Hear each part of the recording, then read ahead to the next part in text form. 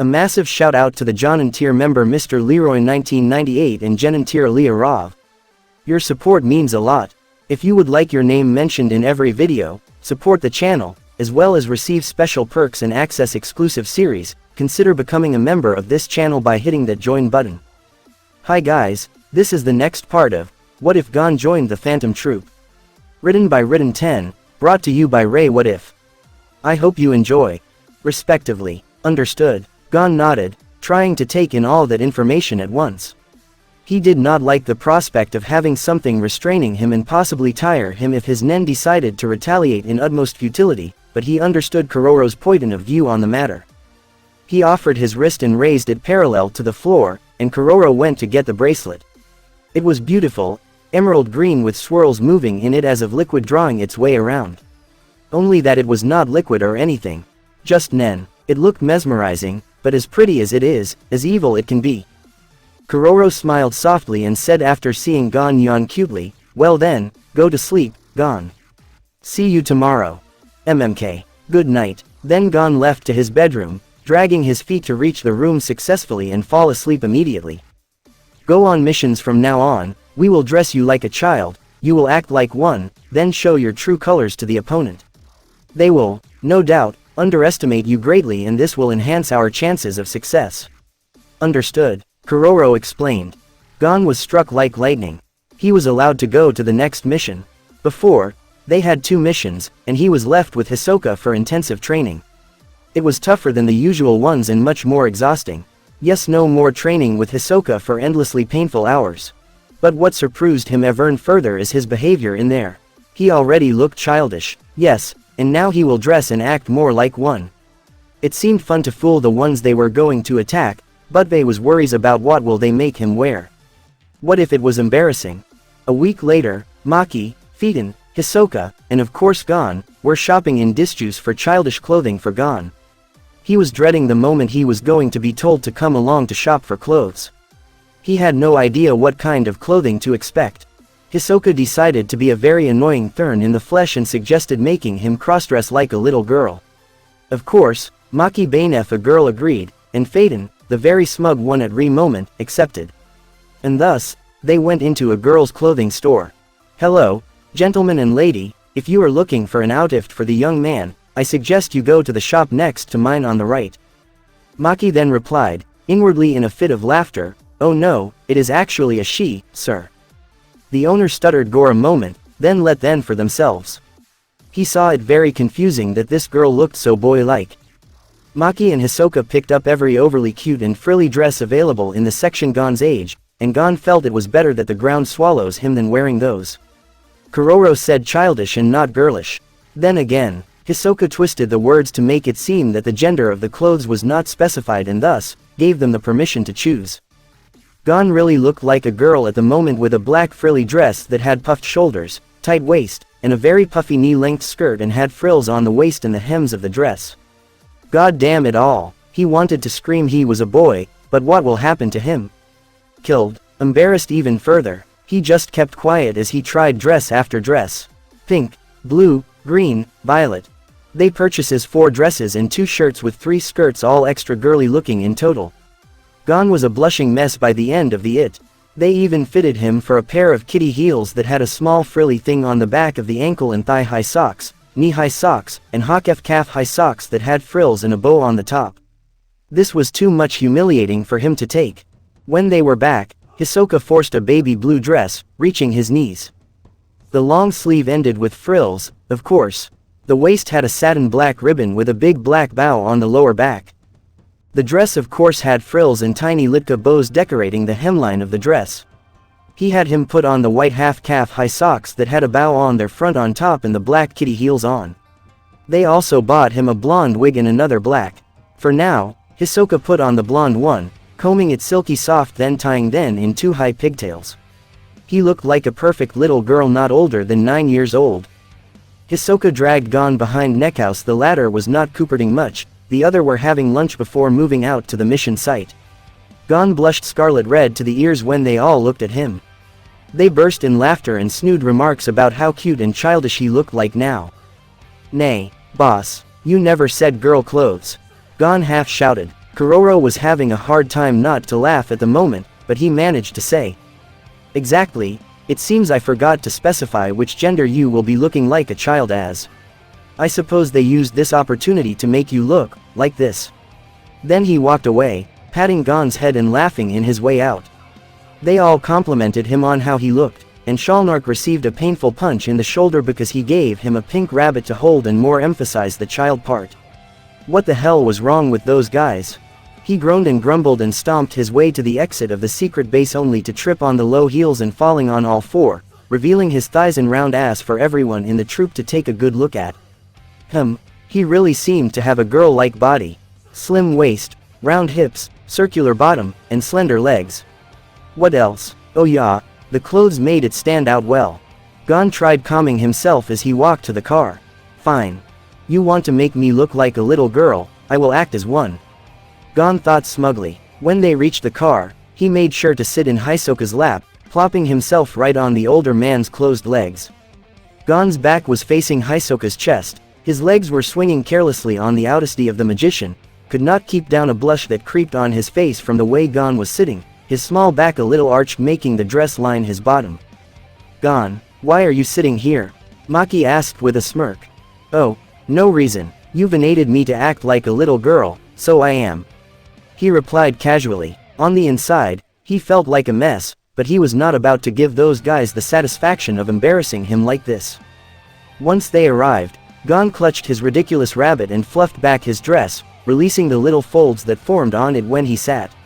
Then the mission began. Their goal was to take a famous jewel named Moon's Teardrop Sapphire. It is a very valuable and dashingly beautiful looking jewel. They had to kill, and Gon knew that. He never killed, but he knows he can.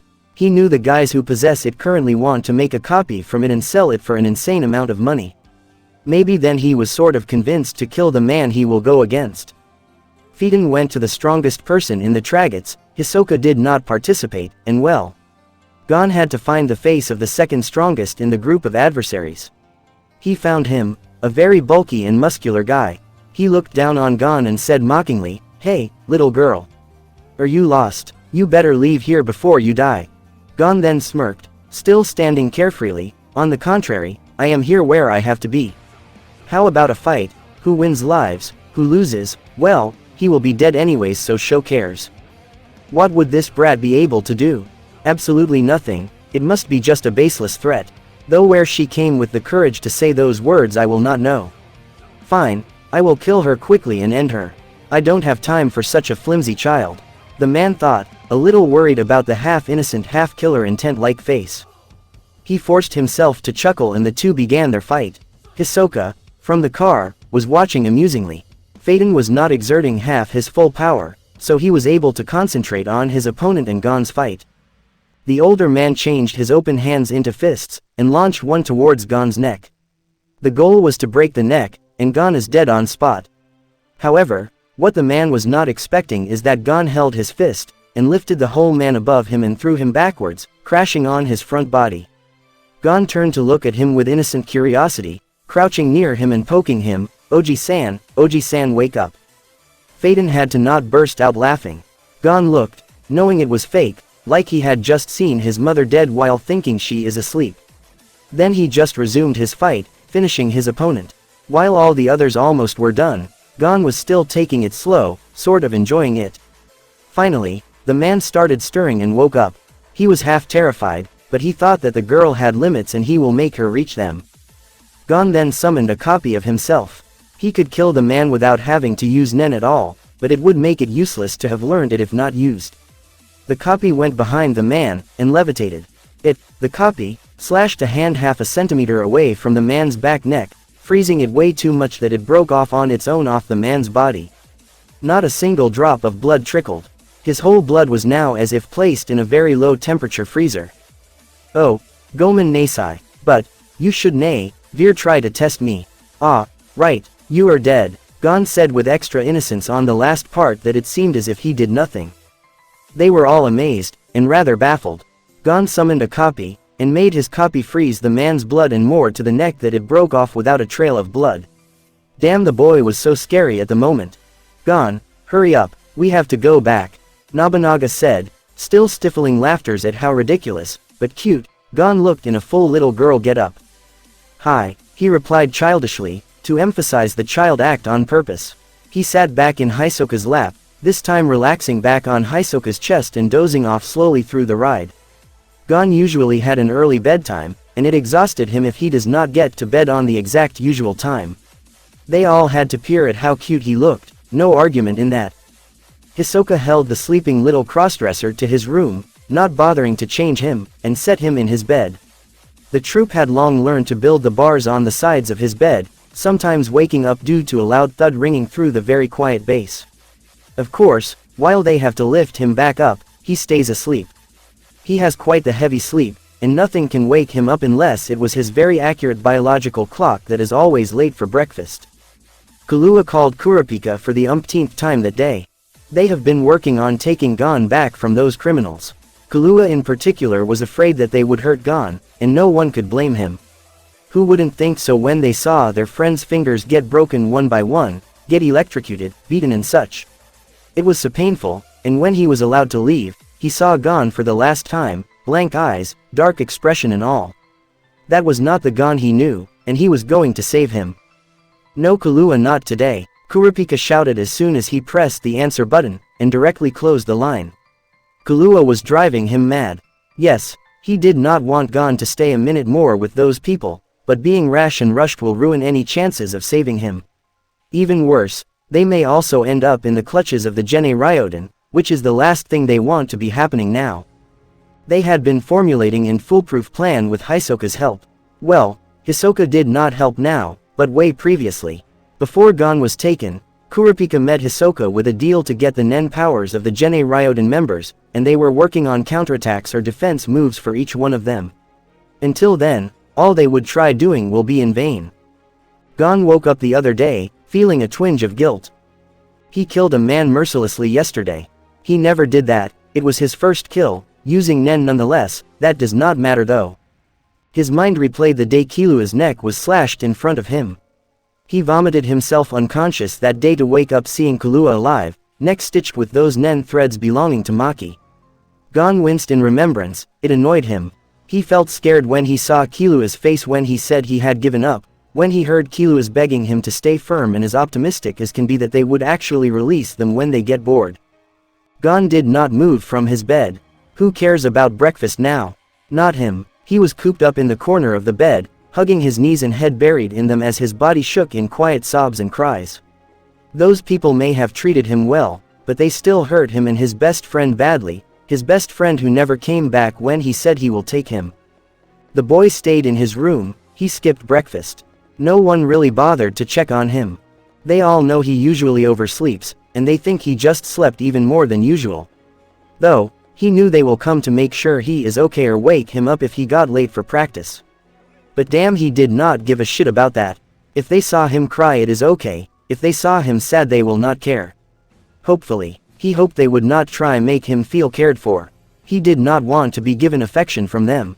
Gon lost himself in his train of thoughts, not realizing when his body slouched and fell on the bed, still curled up, to the side instead of staying seated, and drowned in unconsciousness.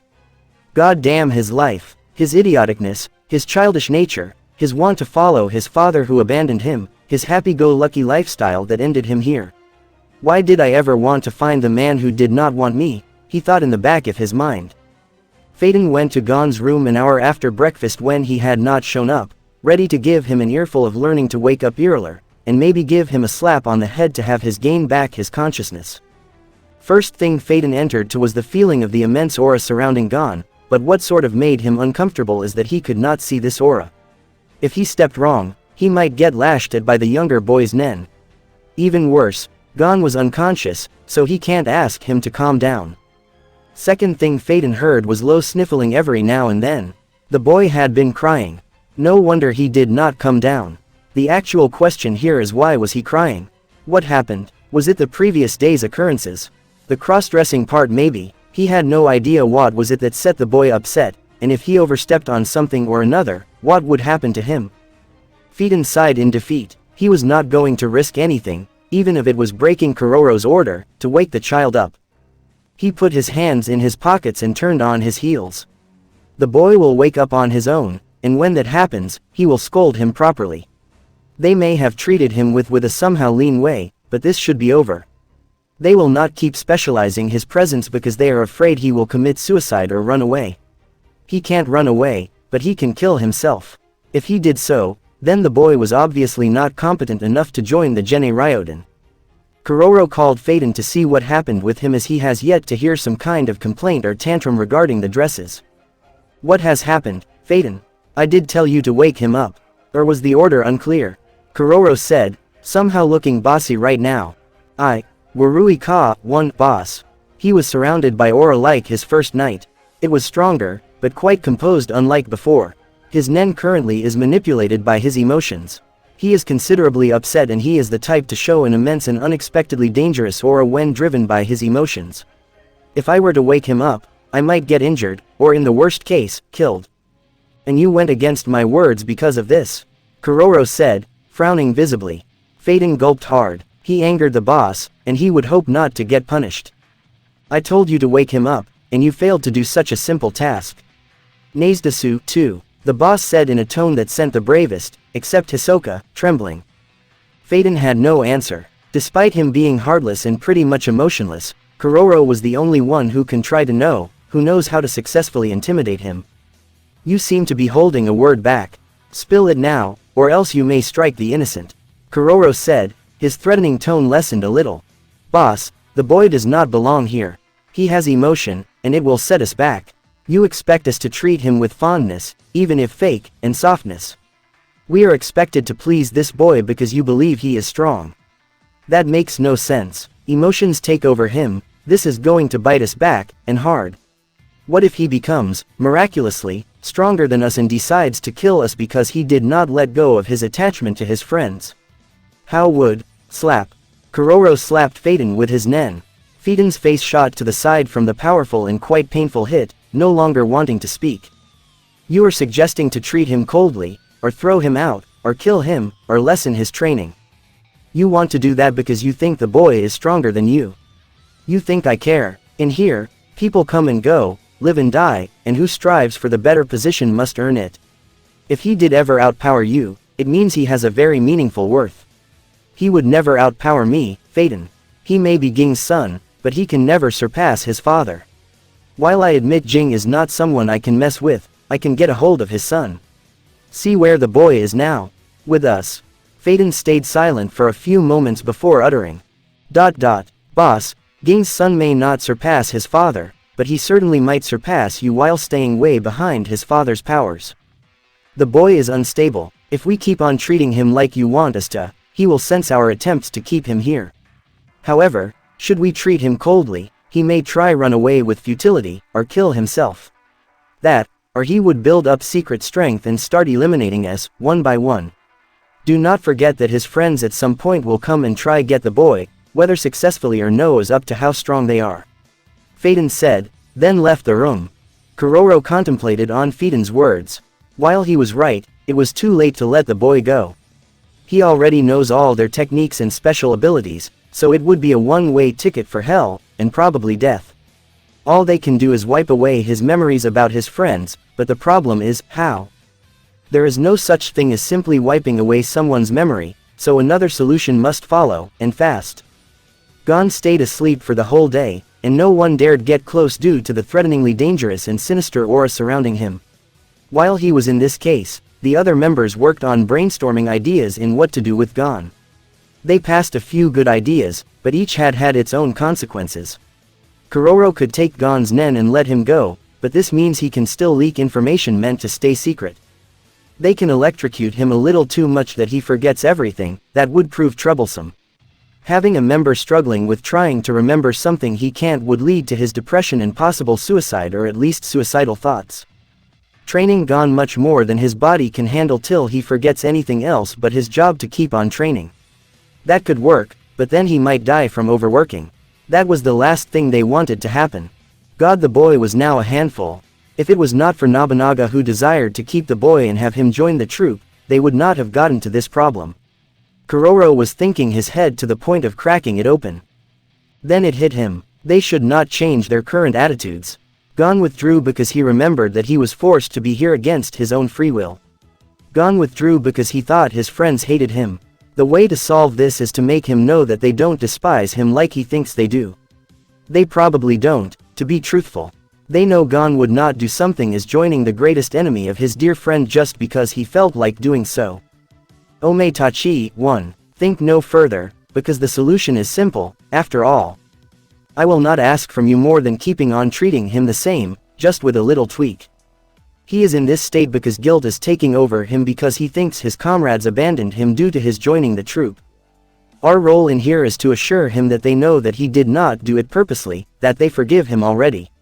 This means we need a little more of a push on your affectionate side from now on. That is all, you are dismissed, there is a comatose boy to wake.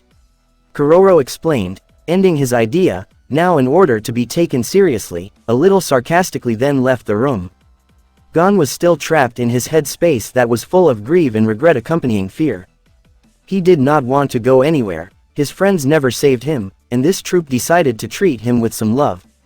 Or was it affection? It scared him to no end. That those people might also get rid of him later on. Despite Gon's happy and naturally smiling personality, he himself knew that he faked a lot of those smiles. He was terrified of another abandonment once again. He was abandoned once by none other than his father, so he worked extra hard on concealing his mental distress using a happy-go-lucky personality so that he doesn't lose his friends. But then his true self showed for a bit of a second and look where that landed him. A group of extremely powerful thieves and mass murderers. They treated him well, which was the opposite of what he expected, and here came the haunting thoughts.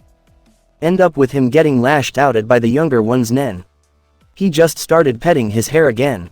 He will try again in a few more minutes with a different approach.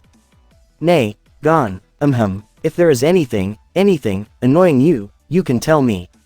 I will not make fun of you. If you think it will make you look weak, then let me tell you the opposite. It requires a huge lot of braveness to show a person's worries or fears. The least you can do is ease my mind from staying concerned about you. Don't keep me, or the rest troupe, worried about you. Though the words may have held little hints of lies, part of them were true. He just hummed as a reply. So, are you telling me? I miss Kahlua, and Kurapika, and Leorio. He gulped then resumed, I want to see them, but they will not forgive me, especially Kurapika. Why? Gon shrugged, not wanting to give an answer. Fine then, I have a suggestion. Since you are already quite powerful, and since you completed your missions properly yesterday, I will give you a week off to yourself. No training, nor attending troop meetings if there are any. However, if you want to leave the base, make sure you are not recognized by anybody. Understood. Gon nodded, it would be quite nice to have a break for a while. But, after that, you will go back to your original schedule. Is this acceptable? Gon nodded again, and I do not want you withdrawing to yourself like this after every single mission. It would be really troublesome and a waste of time, so get a grip of yourself, you are a spider. Kuroro said, standing up to leave, then said before going out of the room, your food is in the dining table, you might want to heat it though. After Gon ate, he felt quite refreshed. He wanted to go out and now. First thing he did was go change the dress into another one as a disguise for when he leaves. He stumbled across a few troubles trying to style the blonde wig, and went to Shalnark to reapply his makeup. He wore his socks and shoes then told the rest he was leaving for a while. Dancho, how did you do it? Phaeton asked. I just went along with whatever he rambled about when I asked a question. Whenever he feels like this, which is supposed to reduce soon, don't argue with him because he will always have a way to represent. Kuroro said coolly. Then he turned to Nobunaga and threatened, you are in Rai bug trouble for suggesting having a very innocent and pure-minded child on the troupe. Gon was wandering around the city aimlessly, enjoying the outside world without having to kill. He thought about what Kuroro said when he found himself grabbed by the arm. Upon instinct, he turned around and jumped a good distance away. Just then Gon realized he was in a secluded alley. Damn my mind for leading my legs here. Oh, little girl has got some talent, eh? The man said. Gon did not want to have to deal with anyone who overestimates themselves over a child, so he just knocked the man out and went away to the middle of the city to explore a little more. Gon came back to the base a couple hours after his leave, looking more refreshed than before. However, He had a little bit of distress in his face as he ran straight to his room. A while later, he emerged wearing his usual clothes then said, "Can I please not have to wear female clothes?" he pleaded. "Where did that come from?" Shalnark asked. "It came from the fact that drunk perverts go after little girls wearing frilly dresses and kitty heels with pigtails." "What did you do to him?" "I kinda yanked him off and dropped him unconscious then left." "Did I do something wrong?" Gon said, shifting his gaze towards anything that was not eyes of another person. "Nah, nothing wrong. Actually, great reflex, MMK. He said, rubbing his right eye, "I think I will go to sleep now. Good night." Some of them chuckled after he left. He had this specific time where his mind goes blank and thinks about nothing but bed and sleep. Hisoka tried forcing Gon to stay awake to train. He was a pain in the ass that Hisoka just had to let Gon go to bed. Gon fought back lazily, but his attacks were near deadly if Hisoka did not have a reflex faster than fastest. That boy sure valued his sleep. Gon's abilities kept on improving throughout the week, his mood was lifted and all, it was good. He was back to training, and he was already showing obvious improvement once more. They discovered something weird about his personality, something sort of similar to the Kurta clan but still much different. If Gon is offended physically or emotionally, his eyes turn into a blank black, as if there are no pupils. His powers become massive and almost uncontrollable. Moreover, he does not remember anything he had done during that state of his eyes. He might have almost killed Hisoka during training when he was thrown starlight into wall while they were doing a duel practice. They did not tell him about the incident, but he had his suspicions that something was hidden for him for whatever reason. He shrugged it off, for he knew they will not really tell him that, or he will find it out himself later. Killua was currently working on a new technique that will hopefully help him while saving Gon from those damned spiders. He finally developed his electrocuting fingers, and was quite proud of it at the moment. Kurapika worked on improving his chains while Leorio formed up methods to heal using his not-so-strong fighting nen. It came in handy when healing. It had hit a 2-month mark since Gon had accepted to join the spiders, and they still were holding into their last shreds of patience to go on with their training without killing someone yet. It was scary how much of an effect Gon's absence did to them. It is like, he has become an addictive drug that they would die without. What if Gon died? Would they die too? Gon, on the other side of things at that very moment, just finished killing a man who illegally possessed a very rare jewel, the Burma ruby. The Burma ruby is the rarest and most valuable member of the corundum family. Prized for their beauty, durability, and rarity, it is the quality of the color which most determines the value of rubies. The pigeon blood red color is that of a red traffic light, a fluorescent red of high intensity. A lovely jewel indeed, but in the wrong hands though, it deserves a better place. He was sent alone after their previous mission. They hurt Shalnark, one of the kindest people in the troupe, and he went on a killing rampage. He killed every single man that came there without letting the others even take a step. Frere Shalnark was slashed with a sword in the arm.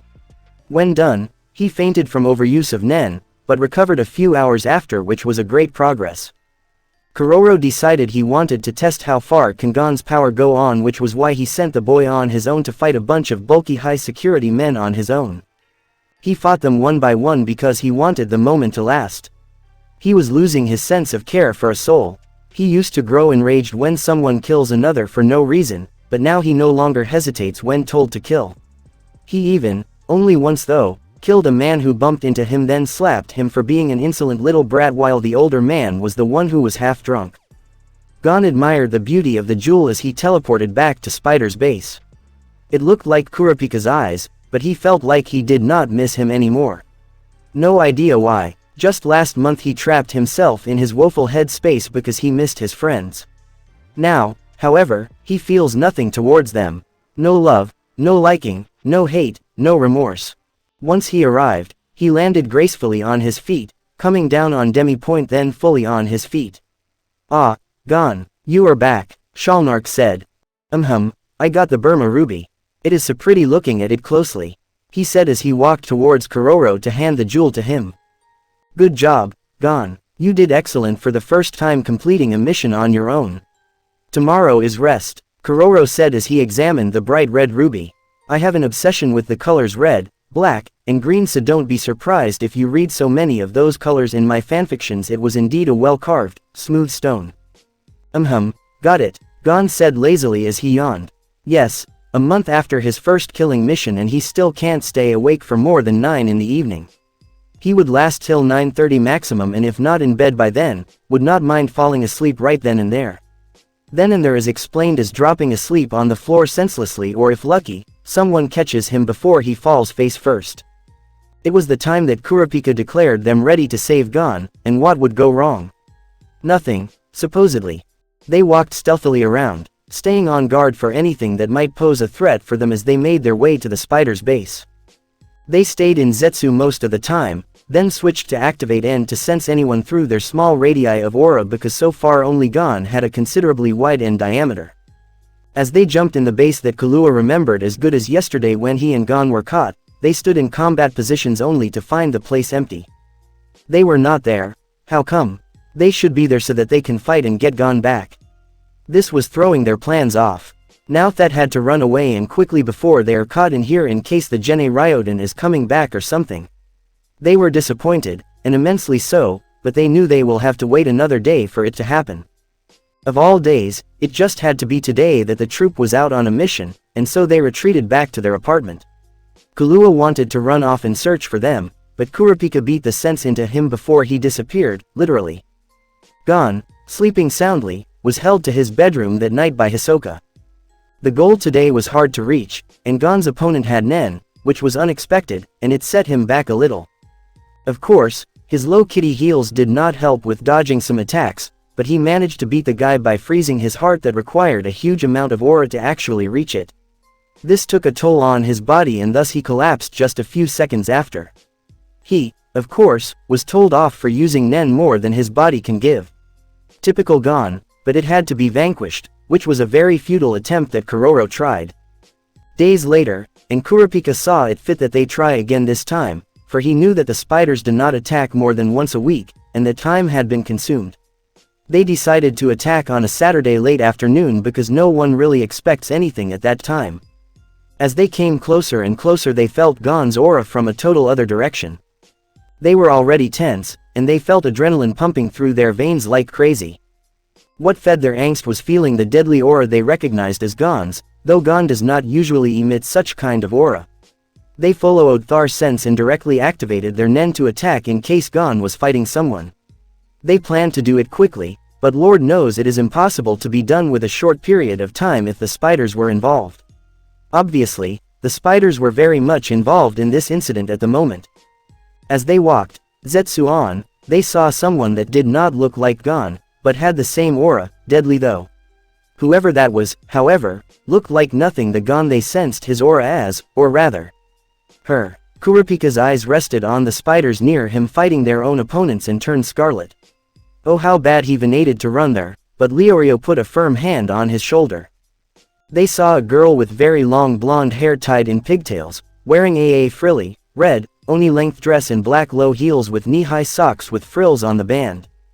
This girl with Gon-like aura was standing on the spider's side. This girl was fighting with the spiders. They were surprised. This person, who looked no older than 11 or 12, was fighting like they never saw a child do, other than Killua of course. Swiftly, effortlessly, but damn powerfully. The last blow to the poor man in a black suit shocked the three of them. She slashed the hand, fingers straight, in the man's abdomen, it being as deep as all her hand was buried in. No one could see it curling inside of his opponent, but they saw a ripping of bloodied guts out of the man as the mysterious girl looked immensely murderous at the moment. So brutal looking, to be honest. When done, Gon's hand lowered as if limp to his side. His dress and socks had splatters of blood on it. Meh, they can be replaced later.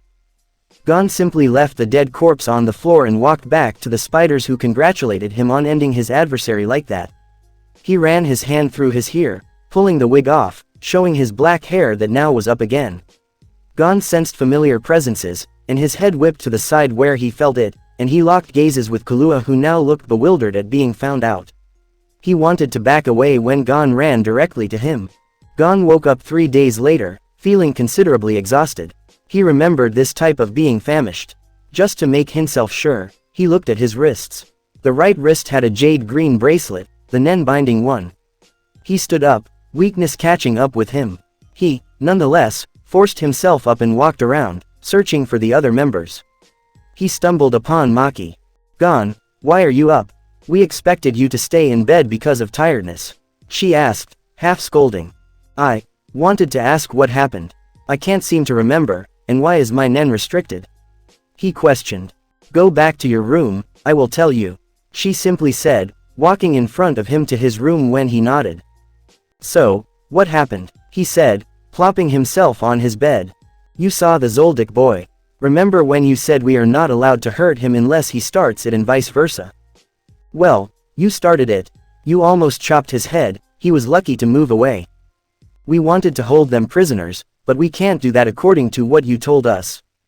Don't attack him or do anything to him unless he starts or triggers anything. So we had to let them go. We don't know why, but we think you were triggered by the thought that they abandoned you. You must have had some buried hatred that surfaced when you saw the other boy. Dancho knocked you out before you landed any hit on any of your friends because he knew you will end up regretting it and isolating yourself or something. Maki explained. And the bracelet? Gon asked. We did not want your Nen to act out on impulse. Oh, thanks, and sorry, he said, shifting his gaze on nothing in particular. It is okay, get some rest. I will go get you some food, okay? What the fuck? Kahlua shouted. He was near madness. Gon attacked him. He looked like he did not care that he was about to kill his best friend. And also, why the hell was he cross-dressing? Seeing Gon in a dress would have been humorous if it was not for the fact that he killed a man. Gon never liked killing. In fact, it was always him who tried stopping Kahlua from killing. What changed? Oh yeah, joining the spiders changed.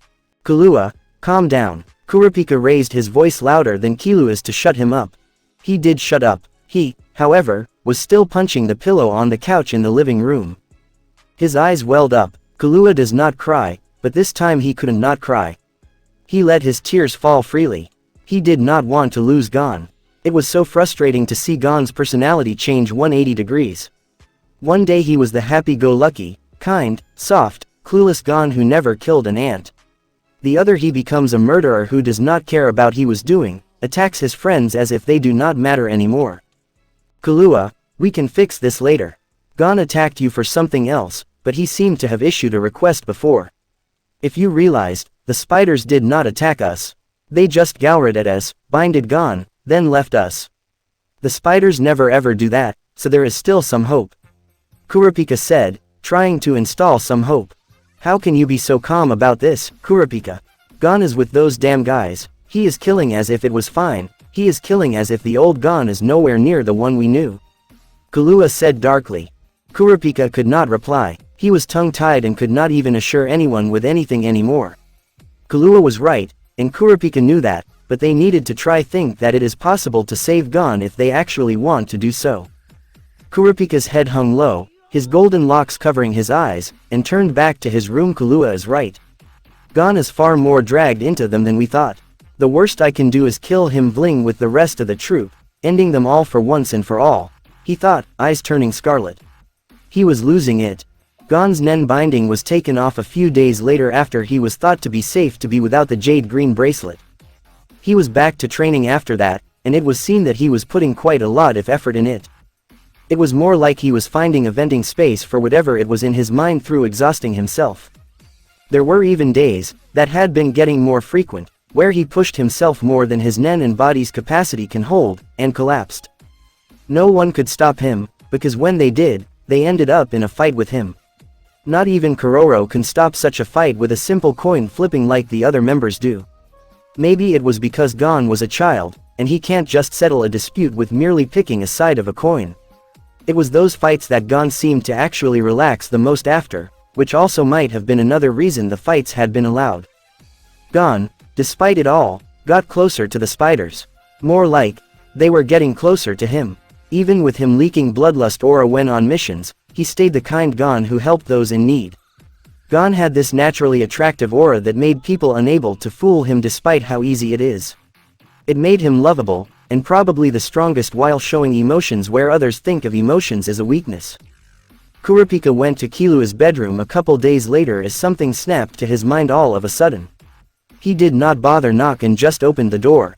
"Kahlua, we need to talk," he said somehow coldly.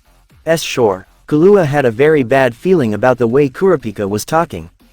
Kurapika closed the door and walked, sitting on a chair that was in the room while Kahlua sat on his bed with his legs crossed. "I will not beat around the bush. You knew, didn't you? That Gon was working with them, I mean," Kurapika said immediately. Kahlua gulped. He did not expect to be found out at all, and this was not going to be a good outcome it seems. I can explain," he said abruptly before Kurapika pierced him with his chains, because although Kurapika made no move to his chains, his aura showed it all. "Then do so, and quickly," the blonde said quite impatiently. When we were caught by the spiders, they just chained us up and tried getting information about you. At that moment, we knew nothing about you being the chain user that they were going after. Then there was one of their members who wanted to let out some steam and challenge Gon to an arm wrestling duel. He was very strong, and after many matches, where Gon's hand began bleeding, he finally lost. Then we were locked up again when Gon refused to join them after the one Gon fought offered it to him. They kept on torturing him for a couple days, leaving me aside to watch him in pain. Then their boss came and took a look at him, then said, "If he doesn't join us in a week, kill him." And he did not even spare me a look, then left. Kahlua then started trembling a little as he remembered what happened after. He put that guy who Gon arm wrestled with to work on convincing Gon to join them. Kahlua then started crying. He couldn't get himself to say almost anything anymore. "Continue, Kahlua," Kurapika said, tone ice cold and eyes glaring, but the glaring softened a little. Just a little. Kahlua forced himself to calm down quickly, then resumed. "It started out with one of them, the one who suggested that Gon joins them. He slapped and punched that Gon spit blood, but he still refused. And it is my fault he endured the whole thing. I made him promise to never join them no matter what, and you know Gon. He will stick to his promise and grieve himself to death if he breaks it. Then that guy left. Meyer gave up, and then Strongest came, ITVWAS, a member that threatened to peel off Gon's nails. When Gon truthfully said that he knew nothing about the chain user, he started breaking Gon's fingers, one by one. It was so horrible, he stopped to take a breath. Then when Gon still refused to join them despite the huge pain he was in at the moment, the guy slashed my throat, and let me bleed. A female Nen user fixed my neck because I was not supposed to die, but Gon was still alive and was punched in the nose unconscious. When he woke up, his lips were sewn, but he did not realize that until it was too late and he ripped the stitches, his lips bleeding heavily. I was still unconscious at the time, my neck being sewn back. Their boss came and was informed of Gon. He then agreed and said that Gon has a week to accept or the both of us will be dead. They electrocuted him with what reached almost 2000 volts and he still lived. I can't even imagine how painful it was. Even at my home I never got this much and stayed conscious. They were horrible, and Gon's state was even more so. They took him away when he finally caved in due to the immense pain rushing through him. Even though he betrayed the promise, I can't get myself to blame him at all. Kahlua's eyes were letting out streams of tears as he spoke, stuttering and choking on words as he reached the end of his story. Then a few days later, I was taken to a room where I saw Gon, healed from everything as if nothing ever even happened. But his eyes were blank, as if there was no will to fight or to do anything anymore. He was mute. He could speak, but he refused. He was traumatized to speak. I have no idea at all if he still is like that though. He said that I can go, but I should not come or attack or else he can't stop the others. Though he would hate me for making him promise not to join. He was acting as if I had nothing to do with it. I did not tell you because I was afraid you will want to kill him for joining the troupe that killed your clan. I know it isn't easy, but it was not easy for Gon either. He fell silent after that. Hoping for Kurapika to understand, Kahlua looked up to see Kurapika's eyes scarlet red. He was so damn furious at the moment, and it was bad. What the fuck, Kahlua? You kept something like that from me for so long. And why? Because you were afraid I will kill Gon. Oh yeah, he deserves that very much, and you too had you joined the fucking troupe with him. Why in the bloody hell Sake have you even went to tail this guys? You know they are dangerous. You know they are much stronger than you are or will ever be. You know they killed an entire tribe and they are like what? 12 people, were you insane? Kurapika was shouting now, and while he was right, he looked downright creepy as hell. Kurapika stormed out of the bedroom, furious from Kahlua, from himself, from the troupe, from the whole world, but not from Gon. He can't be angry at the boy. He endured something no one should ever have to withhold, but he did it bravely, and had Gon broken. Not even the bravest ever can live happily ever after from such torment, and Gon was not excluded either. The blonde Kurta picked up his phone and dialed a number. When the caller answered, he began, "Moshi Moshi," it means hello over the phone in Japanese. "Ah, Kurapika, what can I do for you?" the unknown voice said. "I need your help, I can't take it anymore." "Sure, meet me today at 8:30, same location." See you." Then Kurapika closed. "Gon, you have finally beat me," Hisoka said, chuckling. Gon froze abruptly. He had beaten Hisoka during training. No way. The two had went to a desolated, desert-like area to have their might-be-last practice together. Hisoka had made an agreement with Gon. If the younger boy can beat Hisoka, or catch him off guard and thus, beat him, Gon will be let free from training. It was considerably tempting for Hisoka can be such a jerk and tease during training. Gon had gone into full fighting mode, but keeping his mind in check that there should be no killing. Hisoka had also found himself having to put a huge lot of effort to go against Gon without getting too much damage. The goal was to get the other say, "I give up." However, it was not acceptable if the other surrendered for a petty reason, which made the first all the more serious. The both of them ended up bloody when back to the base, but it was worth it. Gon kept smiling for the next few days, knowing that he can now challenge Phaeton and maybe win. Though, to reach that, Gon should train from someone stronger. The sad part is that no one is stronger than Phaeton except Kuroro, and he might refuse training him. But thus was Gon, if he wanted something, he will have it. Thanks for watching. If you enjoyed and want more, be sure to leave a like and let me know in the comments. Ray What If signing out.